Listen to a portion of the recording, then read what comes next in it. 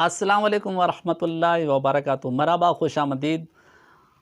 उम्मीद करता हूँ कि आप सब खैर वाफ़ियत के साथ होंगे। अल्लाह ताला की बारगाह अक़दस में दुआ भी करता हूँ कि आप जहाँ कहीं पर भी हैं, अल्लाह ताला आपको सलामती नसीब फ़रमाए। उन तमाम हज़रात का बहुत बहुत बहुत शुक्रिया कि जिन्होंने हमारे चैनल को सब्सक्राइब किया और अपने ख़यालात का इज़हार किया।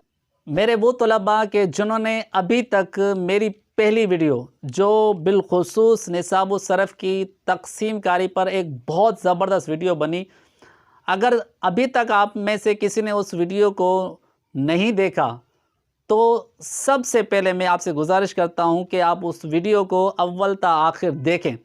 जब आप उस वीडियो को देखेंगे अव्वल ता आखिर तो इंशाअल्लाह अज़्ज़ व जल आपको बहुत ज़्यादा फ़ायदा हासिल होगा। और उसके बाद जब आप नया कोई सबक निसाब सरफ़ के हवाले से जो आज हम पढ़ने जा रहे हैं, अगर आप उसको पढ़ेंगे तो आप उसको समझने में आपके लिए आसानी होगी। क्योंकि जब हम पिछला कुछ तर्क कर देते हैं, छोड़ देते हैं, तो अगला हमारे लिए समझना मुश्किल हो जाता है। तो मैं उम्मीद करता हूं कि जो तलबा ऐसे जिन्होंने अभी तक वीडियो नहीं देखी तो अभी डिस्क्रिप्शन के अंदर जाएं और उसको अव्वल ता आखिर शुरू से उसको देखें। आइए चलते हैं पहले सबक के अंदर। निसाब सरफ़ का जो हमारा पहला सबक है जिसका नाम है इब्तदाई बातें, उसके अंदर आज हम कितनी चीज़ें पढ़ेंगे। सबसे पहले आपके जहन में ये होना चाहिए कि आज हम क्या पढ़ने जा रहे हैं। तो आज निसाब सरफ़ का जो पहला सबक है उसका नाम इब्तदाई बातें हैं। उसके अंदर आज हम सिर्फ़ 4 चीज़ें पढ़ने जा रहे हैं, सिर्फ़ 4 चीज़ें। जी हाँ, तो 4 चीज़ें सिर्फ़ हम पढ़ेंगे तो हमारा फ़ोकस भी सिर्फ़ वही 4 चीज़ें होनी चाहिए। बाज़ तलबा की आदत ये होती है कि जब वो सबक पहला पढ़ रहे होते हैं तो अगले सबक के बारे में भी सोच रहे होते हैं कि अगला सबक पता नहीं क्या आएगा। तो ऐसा बिल्कुल आपको नहीं करना चाहिए। जिस दिन आप जो सबक पढ़ रहे हैं आपका फ़ोकस वही सिर्फ़ सबक होना चाहिए, इसके अलावा बिल्कुल कुछ भी नहीं होना चाहिए। जी हाँ, तो आज हम जो अपना सबक पढ़ रहे हैं, पहला सबक, उसमें 4 चीज़ें बयान की जाएंगी। और वो 4 चीज़ें कौन सी हैं? पहली चीज़ उसमें से ये है इल्म सर्फ़ की तारीफ़। दूसरी चीज़ इल्म सर्फ़ का मौजू। तीसरी चीज़ इल्म सर्फ़ की गर्ज़ व गायत। और चौथी चीज़ है इल्म सर्फ़ को सर्फ़ कहने की वजह।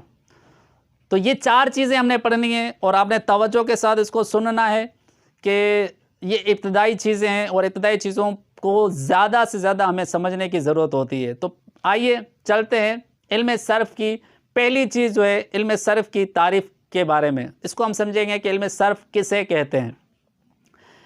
इल्म सर्फ़ एक ऐसे कवानीन पर मुश्तमिल है, एक ऐसे कानून है, इसके अंदर ऐसे कवायद बयान किए गए हैं कि जिसमें हम क्या होगा, एक सीगे से दूसरा सीगा कैसे बनाया जाता है, किस तरीके से बनाया जाता है, इसके अंदर उस कवायद को बयान किया गया है कि जब हम इस कवायद को पढ़ेंगे, इस कवायद को समझेंगे तो हमें एक सीगे से दूसरा सीगा बनाना आ जाएगा। इंशाअल्लाह अज़्ज़ व जल मैं इसको मज़ीद बोर्ड पर आपको समझाऊंगा कि ये किस अंदाज से एक सीगे से दूसरा सीगा बनाया जाता है। तो बहरहाल इल्म सर्फ़ की तारीफ़ ये है कि इसमें ऐसे कानून, इस किताब के अंदर ऐसे कानून बयान किए गए हैं, ऐसे कवायद बयान किए गए हैं कि जिसमें हम एक सीगे से दूसरा सीगा जो बनाया जाता है उसका हमें तरीका मालूम हो जाएगा।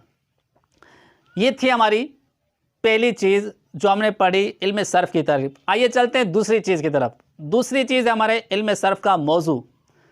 जी हाँ, मौजू क्या होता है सबसे पहले तो हमें ये पता होना चाहिए। मौजू एक ऐसी चीज़ होती है जिसके मुतालिक हमने बहस करनी है, जिसके मुतालिक हमारा सारा सर्कल उसी पर होगा कि इस पूरी किताब को हमने किस मौजू पर बहस करनी है, अव्वल से लेकर आखिर तक हमारा मौजू क्या होगा, हमने किस बात पे इसमें गुफ्तगू करनी है। और मौजू मिसाल के तौर पर जिस तरह से मुख्तलिफ़ किस्म किताबों के मुख्तलिफ़ मौज़ूआत होते हैं।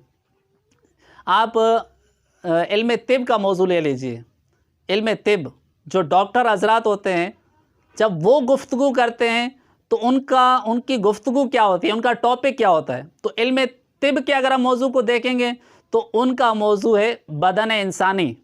अब वो जो भी गुफ्तगू करेंगे इंसान के बदन के ही मुतालिक करेंगे। तो आपने डॉक्टरों को देखा होगा, डॉक्टर किस पे बात करते हैं, इंसानी बदन पर ही बात करते हैं। तो उनका मौजू वही होता है, वो उससे आगे पीछे नहीं होते, वो उसी पर अब फोकस करते हैं और उसी पर ही कलाम कर रहे होते हैं। तो इल्म सर्फ़ का मौजू क्या है, ये हमें पता होना चाहिए। इल्म सर्फ़ का मौजू है सीगे के एतबार से कलमा। तो अब हम यहाँ पर जो भी गुफ्तगू करेंगे, सारी की सारी गुफ्तगू जो हमारी होगी अव्वल ता आखिर, वो सीगे के एतबार से होगी, लेकिन कलमे के मुतालिक होगी। सीगे के एतबार से हम कलमे के मुतालिक बहस करते जाएंगे। ये हो गया हमारा इल्म सर्फ़ का मौजू। ये दूसरी चीज़ हमारी ख़त्म हो गई। तो तीसरी चीज़ है, इसको हम सीखते क्यों हैं, इसकी गर्ज क्या है, वजह क्या है, इसका फ़ायदा क्या है इल्म सर्फ़ को सीखने का। बहुत सारे लोगों के ज़हन में भी ये सवाल पैदा होता है, भाई इसका सीखने का फ़ायदा क्या है। यकीनन जो भी किताब पढ़ी जाती है, जो भी फ़न सीखा जाता है, जो भी चीज़ हम सीख रहे होते हैं दुनियावी तौर पर भी, तो उसकी कोई ना कोई गर्ज ज़रूर होती है। सीधी सी बात है, जब हम कोई चीज़ सीखते हैं तो हमसे पूछा जाता है इसको सीखने का फ़ायदा क्या है।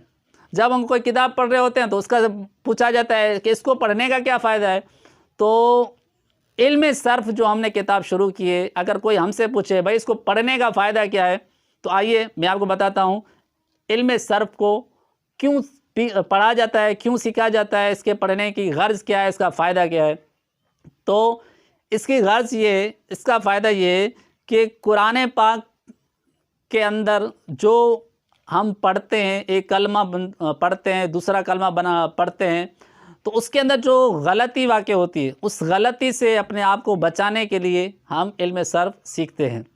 यानी कि कुरान पाक अरबी के अंदर जब हम पढ़ रहे होते हैं, कुरान पाक को जब पढ़ा जाता है, उसमें जो गलती होगी तो उस गलती से बचने के लिए हम ये इल्म सर्फ़ सीख रहे हैं। क्योंकि अगर कोई ऐसा शख्स है जिसने इल्म सर्फ़ को नहीं सीखा, तो यकीनन वो कुरान पाक पढ़ने में गलती कर सकता है या उसका तर्जमा करने में गलती कर सकता है।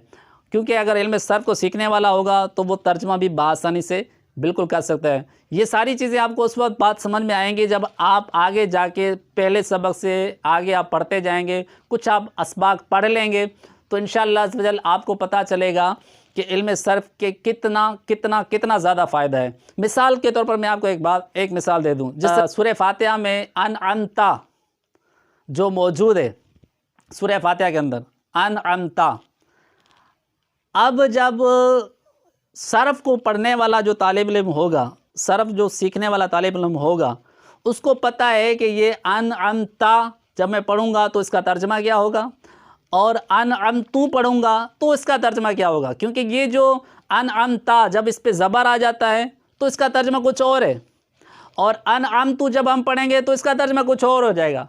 ये आम किसी भी शख्स को पता नहीं चलेगा।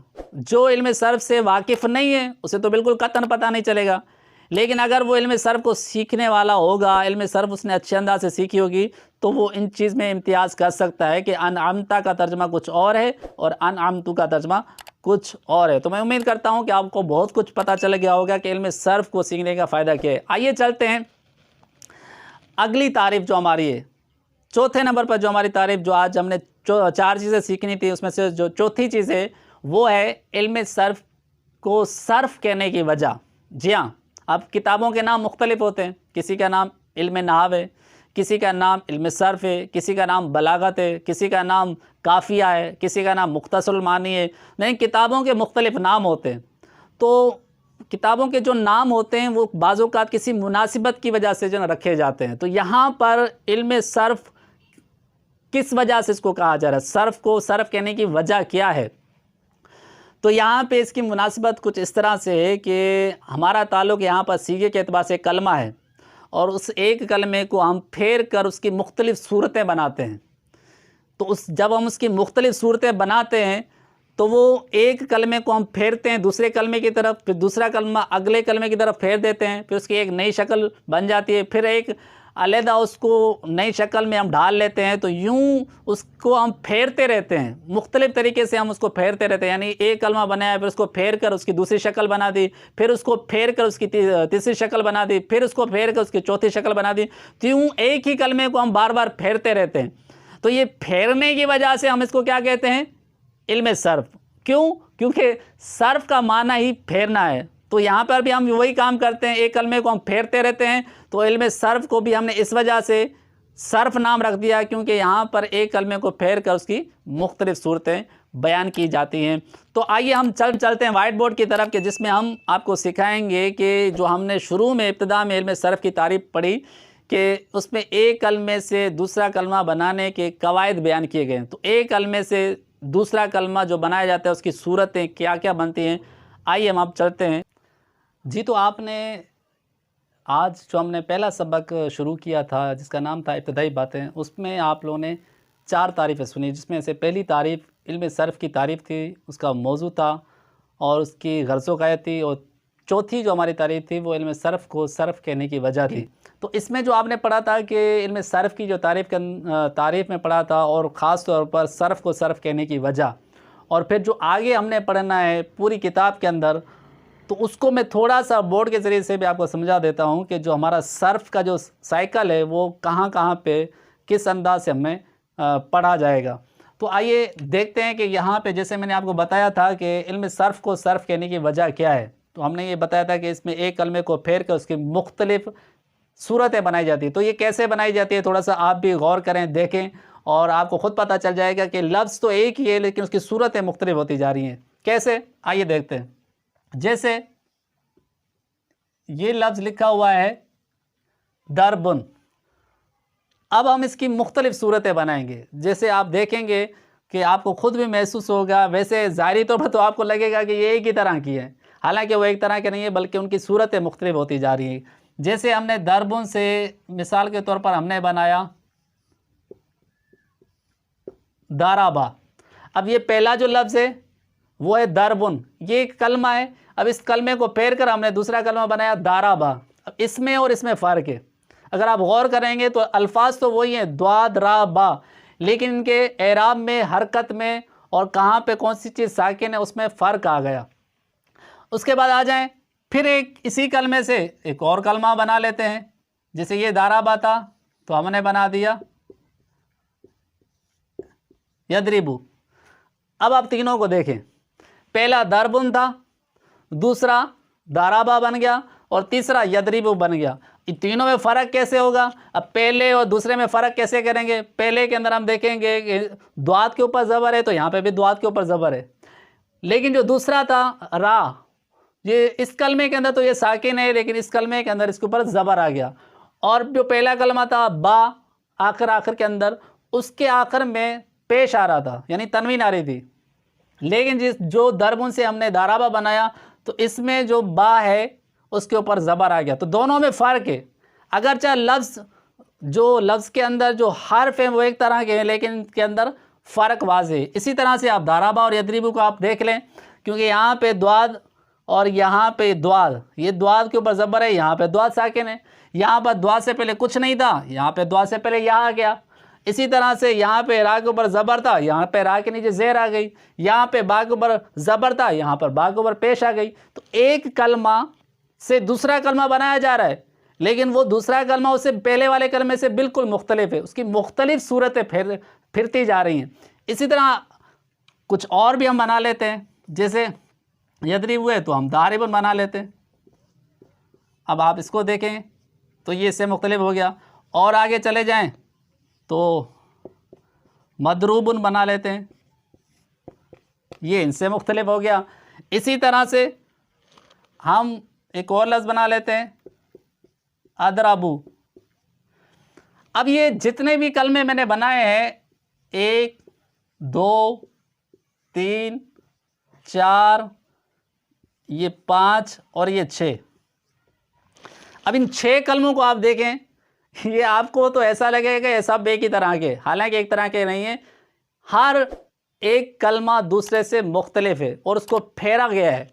अब इससे ये बन गया, इससे ये बन गया, तो इसकी हम जो सरफ़ को सरफ़ कहने की वजह बयान कर रहे थे ना कि सरफ़ को सरफ़ कहने की वजह क्या है, तो इसमें एक कलमे को फेरते रहते हैं, एक कलमे से फेर कर उसको दूसरी शक्ल में ले आते हैं, फिर उसको अगली शक्ल में फेर कर तब्दील कर लेते हैं। तो यहाँ पे इसी तरह से हम उसको फेरते हैं। इस फेरने की वजह से ही, क्योंकि सरफ़ का अपना माना, लुग़वी माना जो है वो फेरना है, और इसमें भी कलमे को फेरा गया है, तो इस वजह से हम सरफ़ को सर्फ़ कहते हैं। अब जो हमने इल्म सर्फ़ की तारीफ़ पढ़ी थी, इल्म सर्फ़ की तारीफ़ के अंदर जो हमने पढ़ा था कि इल्म सर्फ़ के अंदर ऐसे कवायद और ऐसे कवानीन बयान किए जाएंगे जिसमें एक कलमे से दूसरा कलमा बनाने का तरीका हमें मालूम होता है। तो हाँ, ये जो है ना, ये हम आगे जाकर पढ़ेंगे। अब आपको मैं सिर्फ इतना बता देता हूँ कि जैसे ये एक कलमा है, इस एक कलमे से हमने ये जो दूसरा कलमा बनाया, ये किस कायदे के तहत बनाया, किस तरीक़ेकार के मुताबिक बनाया। तो ये चीज़ें हमने आगे जाके सीखनी है और हमारा असल मकसूद सर्फ़ को सीखने का भी यही है और इस किताब का मकसूद भी हमारा यही है कि इसमें हम एक कलमे से जो दूसरा कलमा बनाते हैं उसको हमने किस तरीक़ेकार से बनाया है, किस कायदे के तहत बनाया है। अगर हम इस चीज़ को समझने में कामयाब हो गए तो हम सर्फ़ को सीखने में कामयाब हो गए। तो इसमें एक लफ्ज़ आता है जो हम सुनते रहते हैं और शुरू में भी आपने मेरी ज़ुबान से सुना होगा, सीगा। ये लफ्ज़ आप सिर्फ आज के दिन इस सबक में नहीं सुनेंगे बल्कि हर सबक में आपको सुनेंगे और आपको आदत होती जाएगी इसकी। और ये पूरी किताब के अंदर ये लफ्ज़ आपको बार बार सुनना पड़ेगा और ये है सीगा। अब सीगा किसे कहते हैं? तो सीगा मखसूस हरकत को और सकनात को तरतीब देने का नाम। हुरूफ की जो तरतीब हो वो मखसूस हरकत और मखसूस सकनात के साथ जो उसको तरतीब दिया जाए उसे सीगा कहते हैं। अब आप कहेंगे ये तो और मुश्किल हो गया, हमें कैसे समझ में आएगा? तो मैं आपको समझाता हूँ। जैसे ये हुरूफ है द्वाद रा बा। अब इस द्वाद रा बा के अंदर जो हमने हरकत दी है, कहाँ पे कौन सी हरकत देनी है, यानी हरकत से मुराद है ज़बर ज़ेर पेश, कहाँ पे कौन सी हरकत देनी है, और सकनात से मुराद है कहाँ पे उसको साकिन करना है, यानी उसको जज़म देना है। जैसे जज़म की ये निशानी जो होती है, जिस तरह से यहाँ पे यदरीबू के ऊपर ये जो द्वाद के ऊपर जो निशानी है ये साकिन होने की निशानी है। तो कहाँ पे कौन सी हरकत देनी है, कहाँ पे कलमे को साकिन रखना है, इस तरतीब के साथ लिखने को सीगा कहते हैं। तो मैं उम्मीद करता हूँ कि इंशाअल्लाह अज़्ज़ वजल ये आहिस्ता आहिस्ता बार बार ये सुनते रहेंगे तो इंशाअल्लाह अज़्ज़ वजल आप इसको बआसानी समझ लेंगे। तो इसको आपने समझ लिया होगा कि एक कलमे से फेर कर उसकी मुख्तलिफ़ सूरतें कैसी बनाई जाती हैं। आज का हमारा सबक यहाँ पे इख्तिताम पज़ीर होता है और मैं उम्मीद करता हूँ कि आपने जो आज पढ़ा यकीनन आपको ये समझ आया होगा। और अगर आप चाहते हैं कि मेरा ये जो आज हमने पढ़ा है ये हमें मुकम्मल तौर पर हमारे ज़हन में भी महफूज हो, तो आपको मैं एक मशवरा देता हूं कि आप बार बार इसको दोहराई करें, बार बार वीडियो को देखें और इसे दूसरों तक पहुंचाएं। यानी दो तालिब इल्म आपस में इसका तकरार करें। जब आप इसको बार बार तकरार करेंगे तो इंशाअल्लाह अज़्ज़ वजल आपके ज़हन के अंदर महफूज हो जाएगा। अस्सलामु अलैकुम व रहमतुल्लाहि व बरकातहू।